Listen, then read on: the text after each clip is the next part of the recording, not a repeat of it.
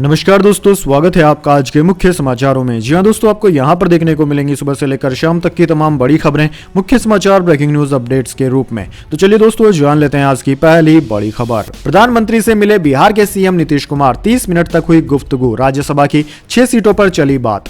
जी हां दोस्तों, बिहार के मुख्यमंत्री नीतीश कुमार ने बुधवार को प्रधानमंत्री मोदी से मुलाकात की। दोनों नेताओं की यह मुलाकात करीब 30 मिनट तक चली। बिहार में 28 जनवरी को महागठबंधन छोड़कर राष्ट्रीय जनतांत्रिक गठबंधन राजग में लौटने के बाद नीतीश ने पहली बार दिल्ली में पीएम मोदी के साथ बैठक की। नीतीश सरकार को 12 फरवरी को विश्वास मत का सामना भी करना है, जिसके केवल 5 दिन पहले दोनों नेताओं के बीच यह बैठक हुई है। नीतीश के राष्ट्रीय राजधानी में केंद्रीय गृह मंत्री अमित शाह और भारतीय जनता पार्टी अध्यक्ष जेपी नड्डा से भी मिलने की उम्मीद है। बिहार के उप मुख्यमंत्री सम्राट चौधरी और विजय कुमार सिन्हा ने सोमवार को प्रधानमंत्री से मुलाकात की थी। जदयू सूत्रों के मुताबिक भाजपा के शीर्ष नेताओं से नीतीश की मुलाकात के दौरान राज्य में राज्यसभा चुनाव से जुड़े मुद्दों पर भी चर्चा हुई। बिहार में राज्यसभा की 6 सीटें खाली हो रही है, जिसके लिए 27 जनवरी को चुनाव होना है। इन 6 सीटों में से 2 पर वर्तमान में जदयू का कब्जा है, जबकि 2 राजद के खाते में है। इसके बाद दोस्तों जान लेते हैं अगली बड़ी खबर।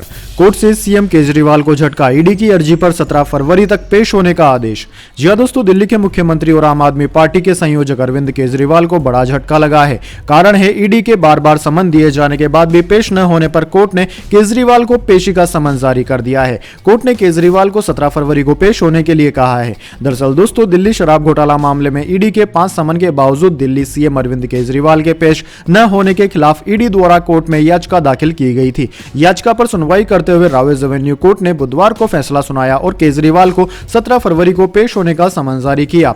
एसीएमएम दिव्या मल्होत्रा ने यह आदेश दिया है। दोस्तों, आपकी जानकारी के लिए बता दें, शराब नीति घोटाला मामले में ईडी दिल्ली के सीएम अरविंद केजरीवाल से पूछताछ करना चाहती है। ईडी का तर्क है कि वह केस में केजरीवाल का बयान दर्ज करना चाहती है। इसको लेकर केजरीवाल को 5 बार समन जारी किया जा चुका है। इसके बाद दोस्तों अगली खबर, राज्यसभा में मोदी की 90 मिनट की स्पीच, बोले कांग्रेस ने अपने युवराज को स्टार्टअप बनाकर दिया, ना वो लिफ्ट हुए और ना ही लॉन्च हुए।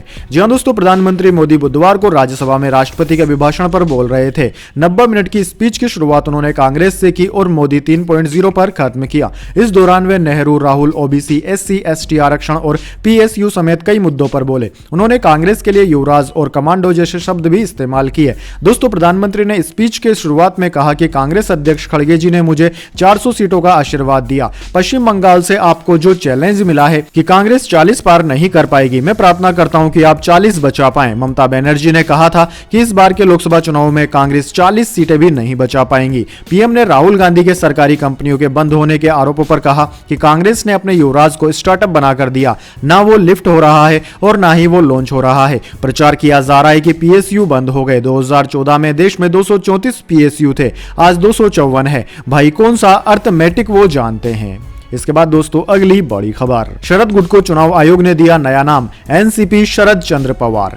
जी हां दोस्तों, महाराष्ट्र की सियासत में फिर से हलचल तेज हो गई है। चुनाव आयोग ने मंगलवार को अजित पवार के गुट को असली एनसीपी घोषित कर दिया। आयोग ने अजित पवार के गुट को पार्टी का नाम और चुनाव चिन्ह घड़ी अलॉट कर दिया। चुनाव आयोग ने शरद पवार गुट को नए सियासी दल का नाम चुनने के लिए 3 विकल्प देने को कहा था, जिसके बाद शरद पवार गुट ने बुधवार को इलेक्शन कमीशन को पार्टी के लिए 3 नए नाम और चुनाव चिन्ह भी भेजे थे। अब अगर दोस्तों शरद पवार गुट तय समय पर चुनाव आयोग को अपने सुझाव नहीं भेजता है तो उसके सदस्यों को निर्दलीय चुनाव लड़ना पड़ता। अब चुनाव आयोग इनमें से कोई एक नाम शरद पवार के गुट को देगा। सूत्रों के मुताबिक शरद पवार गुट ने सियासी दल के 3 नाम शरद पवार के नाम पर ही रखे हैं। पहला नाम है राष्ट्रवादी कांग्रेस पार्टी शरद पवार, राष्ट्रवादी कांग्रेस पार्टी शरद चंद्र पवार, राष्ट्रवादी कांग्रेस पार्टी शरद पवार। बरगद के पेड़िया उगता सूरज के साथ चुनाव चिन्ह है, जिनमें से उनका नाम तो फिक्स हो चुका है। उनकी पार्टी का नया नाम राष्ट्रवादी कांग्रेस पार्टी शरद चंद्र पवार है।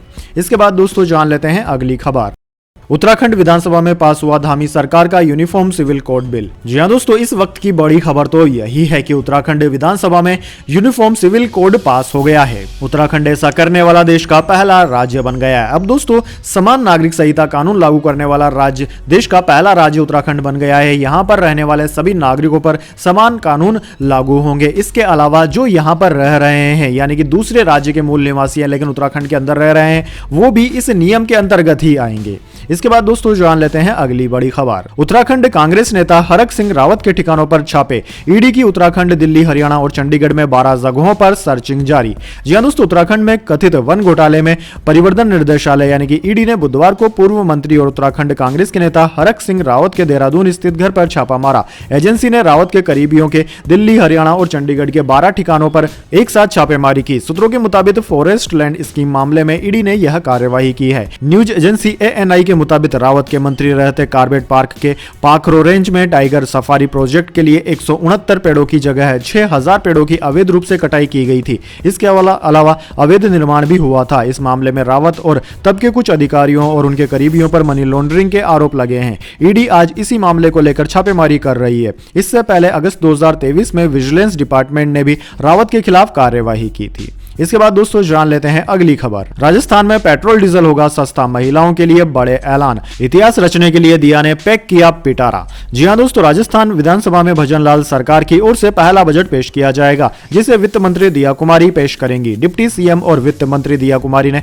वित्त वर्ष 2024-25 के राज्य बजट को अंतिम रूप दे दिया है। अब 8 फरवरी को दिया कुमारी विधानसभा में अपना पिटारा खोलेंगी। यह लेखानुदान काफी अहम होने वाला है, क्योंकि दिया कुमारी वित्त मंत्री के रूप में बजट पेश कर इतिहास रचने वाली है। राजस्थान में पहली बार स्वतंत्र रूप से किसी महिला वित्त मंत्री के रूप में बजट पेश वे करेंगी। इससे पहले वसुंधरा राजे ने बजट पेश किया था, लेकिन उन्होंने मुख्यमंत्री के रूप में बजट पेश किया था। साल 2003 से 2023 तक सीएम द्वारा ही बजट पेश किया जाता रहा है, यानी कि 20 साल बाद किसी पूर्णकालिक वित्त मंत्री द्वारा बजट पेश किया जाएगा। इसके बाद दोस्तों अगली बड़ी खबर। झारखंड के पूर्व सीएम सोरेन की रिमांड 5 दिन बढ़ी। ईडी कर रही पूछताछ। पत्नी कल्पना ने लिखा, आज मैरिज एनिवर्सरी पर हेमंत साथ नहीं।